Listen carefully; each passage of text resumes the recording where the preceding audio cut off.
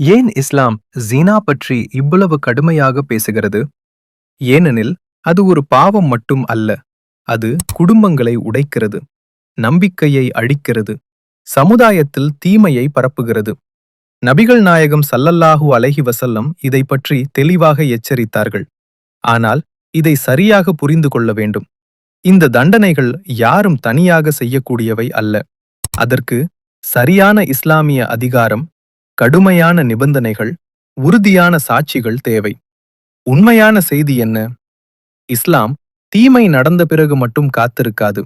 அது நடக்கும் முன் மனிதனை பாதுகாக்கிறது. பார்வையை தாழ்த்துங்கள், மரியாதையை காப்பாற்றுங்கள், பாவத்திற்கு வழிவகுக்கும் சூழல்களை தவிர்க்குங்கள். ஏன் இவ்வளவு முக்கியம்? ஏனெனில் ஒரு நிமிட ஆசை பல வருட மரியாதையை அளிக்கலாம். இஸ்லாம் கடுமையில்லை, அது பாதுகாப்பான வழியை காட்டுகிறது.